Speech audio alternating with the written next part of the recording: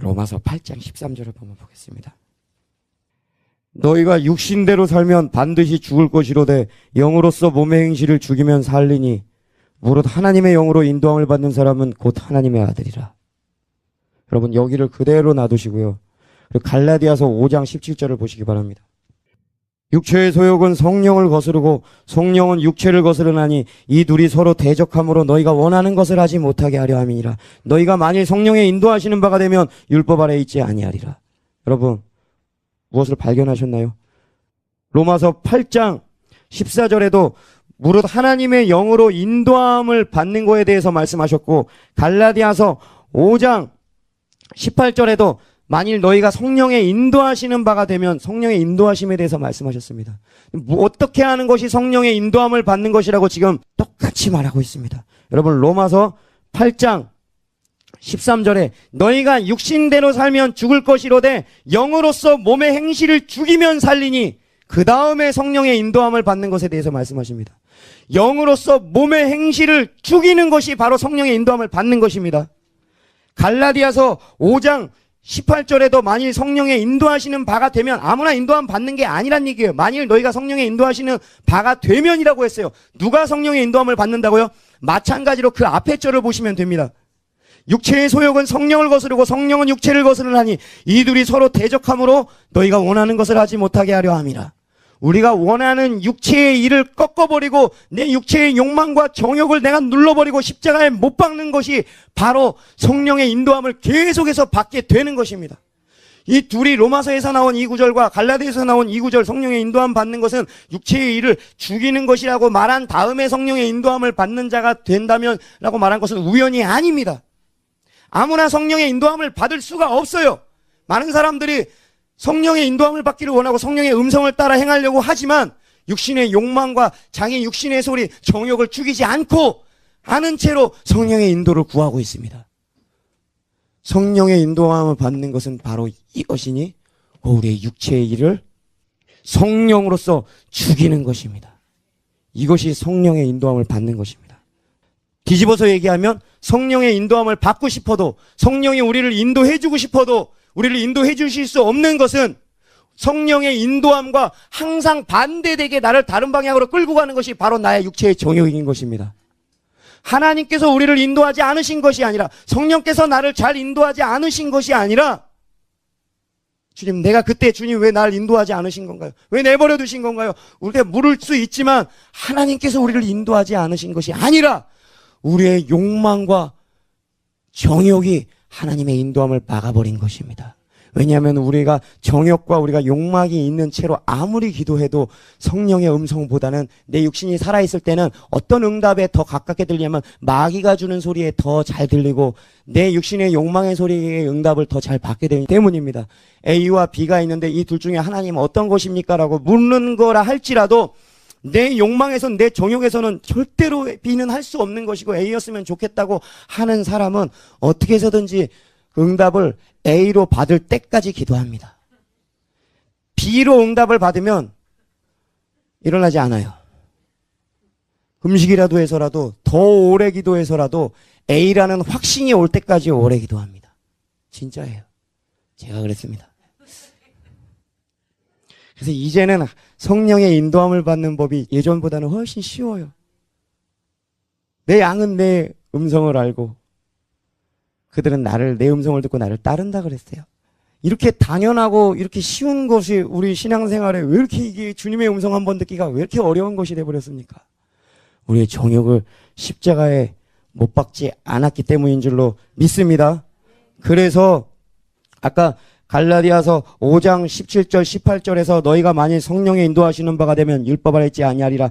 그 다음에 내려오시면 24절에서 그래서 이렇게 말씀하신 것입니다. 그리스도 예수의 사람들은 육체와 함께 그 정욕과 탐심을 십자가에 못 박았느니라.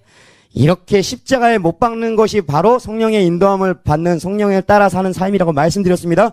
그런데 정말 신기하게도 그 다음 구절에 이렇게 말씀하고 있지 않습니까? 25절에 만일 우리가 성령으로 살면 또한 성령으로 행할지니. 참 거짓말같이 성령의 행하시면 내 욕망과 정욕을 기가 막히게 잘 아시고 반대로 인도하시는, 이것을 뭘 의미하냐면 평안하십니까? 샬롬? 평강합니다.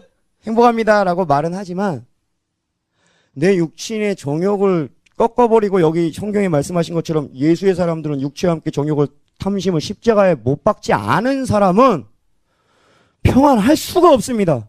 아니, 죄송합니다. 평안할 수 있어요. 성령을 따라가지 않거든요.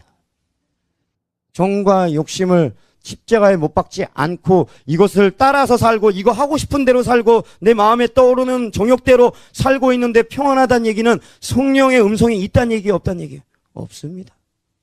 여러분, 성령의 사람들을 연구해보고 기독교 역사상 진짜 하나님을 체험한 사람들의 삶을 보면요, 제가 어렸을 때는 오해했어요. 성령으로 충만하고 하나님을 아는 어떤 단계, 어떤 경지만 이루면 더 이상 싸움이 사라지고 갈등이 완전히 사라지는 어떤 단계가 있을 것이라 기대했어요. 날마다 십자가에 자기 정욕을 못 박음으로써 단계에 도달하더라고요. 어느 단계에 도달했더니 그 다음부터는 죄와 싸우는 것도 없어지고 갈등도 없고 그러는 것이 아니라, 여러분, 우리는 천국 갈 때까지 여러분 이 갈등은 계속 될 것입니다. 그렇지만 어떤 사람이 평화를 누리겠습니까? 지금 말씀하신 것처럼 그 정과 욕심을, 혈과 육을 십자가에 완전히 못 박은 자들. 성경으로 표현을 빌자면 그리스도의 예수의 사람들은 바로 이와 같은 사람들입니다. 그들은 정과 욕심이 단순히 십자가에 못 박혔고, 그랬기 때문에 주님의 음성을 듣기가 너무 쉽고, 주님의 인도함을 받기도 너무 쉽고, 주님이 하라는 대로만 하면은 다 잘 되고, 주님께서 어저께까지 분명히 밤새도록 해도 안 됐던 것인데 하나님께서 음성이 딱 떨어지는 것입니다. 여기다가 그물을 던져라 했더니 순종해서 예 하고 그물을 던졌더니 그물이 찢어지도록 잡히는 거 아니겠습니까? 노력의 문제가 아니라, 노하우의 문제가 아니라, 지혜의 문제가 아니라 주님의 음성을 내가 잘 듣는 것에 있습니다. 이것이, 이런 것을 통해서 성령의 막힘없는 교제, 성령의 음성에 듣고 그것에대로 순종할 때만이 그 생명수 샘이 우리 안에 충만하게 넘칠 뿐만 아니라 누수가 없기 때문에 결국에는 발목을 넘어서 허리를 넘어서서 나는 완전히 잠식당하는 그 순간이 온다 이 말입니다. 그러기 위해서는 반드시 우리가 해결해야 될 게 죄와 싸우는 것이 먼저 선결 과제로 해야 되는 것입니다. 이사야서 35장, 광야에서 물이 솟고 사막에서 시내가 흐를 것이기 때문이다. 광야에서 물이 솟으며 사막에서 시내가 흐르기 때문에 이런 일이 일어나는 것입니다. 뜨거운 사막이 변하여 못이 될 것이며 메마른 땅이 변하여 원천이 될 것이며 승냥이에 눕던 곳에 풀과 갈대와 부들이 날 것이며 거기에 대로가 있어 그 길을 거룩한 길이라 일컫는 바 되리니 깨끗하지 못한 자는 지나가지 못하겠고 오직 구속함을 입은 자들을 위하여 있게 될 것이라. 우매한 행위는 그 길로 다니지 못할 것이며 거기에는 사자가 없고 사나운 짐승이 그리로 올라가지 아니하므로 그것을 만나지 못하겠고 오직 구속함을 받은 자만 그리로 행할 것이며 여호와의 속량함을 받은 자들이 돌아오되 노래하며 시온에 이르러 그들의 머리 위에 영영한 희락을 띠고 기쁨과 즐거움을 얻으리니 슬픔과 탄식이 사라지리로다. 아멘. 여러분, 이 시온의 대로가 생기고 여러분의 삶 가운데, 여러분의 존재 한가운데서부터 이 강의 물줄기가 계속해서 흘러가게 하십시오. 주님과의 관계에 막힘이 없는 한 계속해서 흐를 것입니다. 단 우리가 계속해서 목말라야 합니다. 이 보좌에서부터 주님께서 계속 물을 계속해서 부어주실 것입니다. 우리가 배부르고 우리가 마음이 강팍해지고 우리 마음이 높아져서 더 이상 배고파하지 않을 때까지 부어주실 것입니다.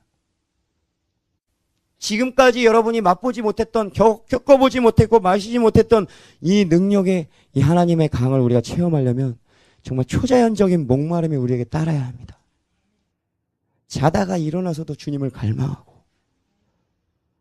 길을 가든 어디서 무엇을 하든 마음속에서 계속해서 찬양을 하나님 앞에 올려드리고 방언 기도를 계속 해드리고 또 마음으로 하나님 앞에 기도하고 찬송하고 사람들과 대화하고 교제하는 가운데서도 한쪽 눈으로는 이 세상을 보지만 마음의 눈으로는 주님을 계속해서 바라보며, 한쪽 눈으로는 상대방이 말하는 것을 듣지만 동시에 마음의 귀로는 주님께 귀 기울여서 주님께서 지금 내게 무엇을 하기를 원하시는가, 주님께서 나로 하여금 이 형제에게 어떤 말을 하기를 원하시는가, 주여 내가 무엇을 하기를 원하십니까? 그래서 생활에 있어서도 성령님과 늘 교제하고 성령님과 늘 모시고 내 뜻이 아니라 주님의 뜻을 묻고 내 생각이 아니라 주님의 생각을 의뢰하여서 그렇게 주님과 동행하며 말과 행동이 순종함으로 그러한 신앙생활을 가진 사람들이 바로 성령의 막힘없는 이 흐름을 가졌단 말입니다. 목말라 하세요. 주님과 막힘없는 교제를 하고 주님을 계속해서 바라볼 때 우리가 육의 눈으로 바라보는 것입니까? 아니면 마음의 눈으로 주님을 바라보는 것입니까? 믿음의 주요 온전케 하시는 예수를 바라보라 할 때 우리의 마음의 눈으로, 영적인 눈으로 주님을 바라보는 거 아닙니까? 그런데 예수님께서 이런 말씀하셨습니다. 그 눈이 성하면 온몸도 밝을 것이요. 여러분, 눈이 성해야지 온몸이 밝다는 얘기입니다. 눈이 성하지 않으면 아무리 주님을 본다고 하더라도 전혀 보는 것이 아니란 얘기예요. 우리가 주님과 동행하는 가운데 매 생활 속에서 주님을 목말라 하고 주님께 막힘없는 쉬지 않는 기도를 드리고 있지만 우리의 영적인 눈이, 우리의 마음의 눈이 무언가에 섞여 있고 다른 어떤 하나님을 향한 목마름과 혹은 다른 것들과 내 자아의 욕망과 혹은 사람들에게 잘 보이고 싶은 마음, 혹은 주님과 심지어 기도하고 있는 가운데서도 사람들에게 인정받고 싶은 마음, 사랑받고 싶은 마음, 내가 지금 하고 있는 것들에 대해서 좀 드러났으면 좋겠고 칭찬받았으면 좋겠고, 이런 것들이 우리가 섞여 있는 마음이 순수하지 않은 상태에서 우리가 주님을 의식하고 주님을 바라본다면 이건 주님과 연결된 것이 아니라는 것입니다. 여러분, 주와 합하는 자는 한 영입니다. 우리가 성령으로 충만케 되고 주님과 연합되는 것은 육에서 일어나는 일이 아니라 우리의 영에서 일어나는 일인 줄로 믿습니다. 우리가 영을 더 의식해야 돼요. 우리는 생각으로, 입술로, 마음으로 심지어 기도도 많이 하지만 우리가 그때 그 순간에 우리의 영이 정말 하나님과 접촉되어 있는가? 아니면은 그 분위기와 그 사람들과 내 어떤 자아와 내 어떤 보여지는 것이나 어떤 다른 외적인 외부의 인식에 내가 더 많이 의식된다면, 내 생각이 복잡해진다면 그건 내 영이 주님과 완전히 연결된 것이 아니란 얘기입니다. 여러분, 영을 더 의식하십시오. 주의 영과 합하는 것은 우리의 육이 아니라 우리의 영입니다. 성경은 말합니다. 사람의 영은 여호와의 등불이니라. 말씀이잖아요.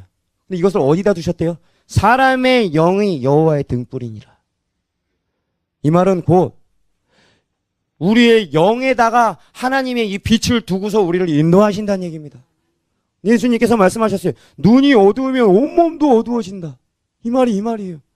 우리가 눈이 성하지 않고 이것저것으로 섞여 있고 하나님 외에 다른 것을 추구하고 다른 거 의식하고 내 자아를 의식하고 이런 영이 이런 생활 가운데서 이렇게 팔려간다면 주님과 연결됨이 끊어질 것이고 이 강의 흐름도 여러분 끊어질 것입니다.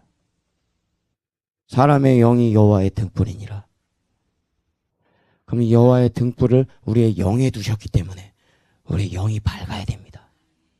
여러분, 우리의 영은 다른 말로 하면 여러분의 양심이기도 해요. 여러분이 성령의 인도함을 정말 잘 받으려면 끊임없이 막힘없는 주님과의 교제를 갖고 이 강의 흐름을 계속해서 생명으로 채우기를 원하신다면 여러분, 우리 영이 밝아야 될 뿐 아니라 이 양심이 깨끗해야 돼요. 여러분, 양심이 깨끗하면 깨끗할수록 하나님께, 성령께 더 민감해질 것입니다. 여러분의 양심이 깨끗하면 깨끗할수록 성령님의 음성에 더 민감해지고요. 하나님의 인도함을 더 잘 받게 될 것입니다. 이것은 무엇을 의미하느냐? 여러분이 생활 속에서, 생활 가운데서 이것은 아닌데? 성령께서도 아니라고 말씀하시지만 우리의 영도 이야기합니다. 우리의 양심도 이렇게 하면 안 되는 건데 알면서 우리가 그 무언가를 할 때마다 하나님으로부터 정말 멀어져가고 둔감해진다는 거 여러분 기억하시기 바랍니다. 다시 말씀드려서 이 시내에 이 흐르는 이 물이 주님과의 교제에서 막힘없이 계속해서 흐르고 있는데 이 강의 흐름을 막고 있는 것은 우리의 죄라 이 말입니다. 그래서 아닌데, 이건 죄인데 라고 알면서도 우리가 행하는 크고 작은 죄들이 이 강을 막는 뚝이 되고 댐이 되어서 이 강의 흐름을 성령이 우리 안에 흐르지 못하게 할 것이고, 그럼 어떻게 되겠습니까? 이것이 물을 가두어서 충만할 때까지 채워지겠습니까? 안 채워집니까? 채울 수가 없죠. 여러분, 모든 죄의 문들을 막으시기 바랍니다. 양심을 하나님 앞에 떳떳하게 행하시기 바랍니다. 모든 여러분의 세부대의 구멍들을 다 틀어 막아버리는 행위인 것입니다. 하나님은 여러분이 이런 누수를 주지 않는 그런 세부대가 되었을 때 여러분이 계속해서 양심을 거스르거나 어긋나는 그런 행동에서부터 여러분이 멀어져서 완전히 성령이 인도하시는 대로 여러분이 행하는 그런 우물이 되었을 때 하나님께서 계속해서 채우실 것입니다. 죄와 싸우지 마시고 주님과 교제함을 통해서 성령의 충만함 가운데 여러분의 정욕을 주님의 기쁨으로 덮어버리세요. 주님을 위해서 우리가 성령에 완전히 잠깁시다. 나를 믿는 자는 그 배에서 생수의 강이 솟아나리라. 주님을 더 믿으십시다.